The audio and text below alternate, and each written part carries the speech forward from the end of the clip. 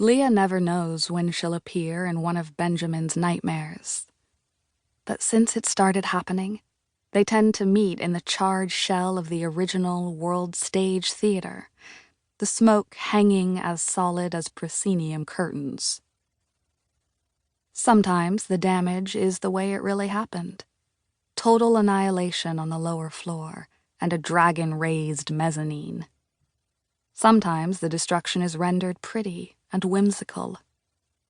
The ruined velvet seats crowd against either wall, creating a proud aisle like an apocalyptic road, or granite sparkling ashes flit toward her pupils, or the roof is gone, and Leah looks up to see stark, perfect constellations.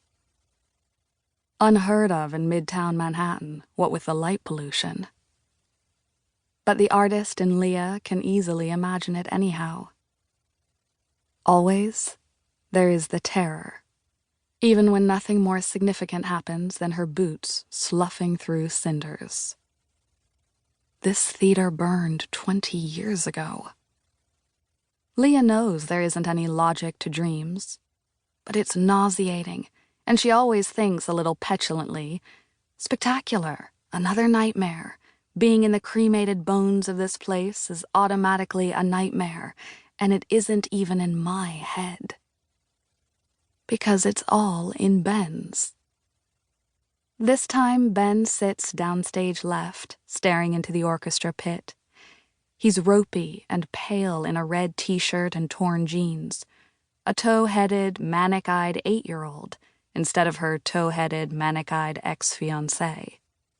His shiner is pulpy, and the sweet curve of his lower lip gapes like an extra mouth. So that helps to date things. It's Ben before therapists, Ben before meds, Ben the toilet plunger, the lunch money source, the punching bag. Looking down, she sees a pair of green corduroy pants she lived in throughout the late 90s, so she's Ben's age too.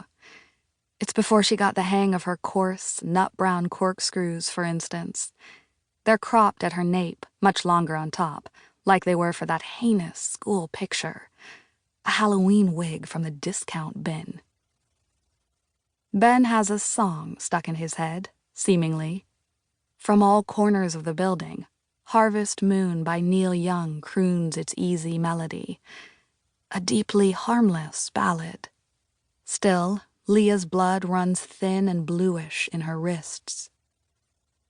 Hear what I have to say, just like children sleeping, we could dream this night away. Neil Young is pretty cheesy for you, isn't he? Leah observes. Oh my God. Ben scrambles to his knees with a look of pure hunger. Please, not this again. Hi, she says. You're back, he blurts, standing. I mean, you're here. Again. Don't ask me how. We went over this maybe 10 times already. Sorry. No, I wasn't going to. Just, there you are.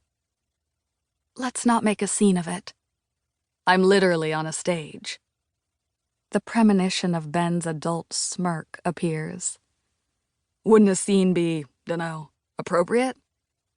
No scenes. Leah's heart thuds like a doomed heretic's. I'm here against my will. Right, but God, you can't understand how much I've missed.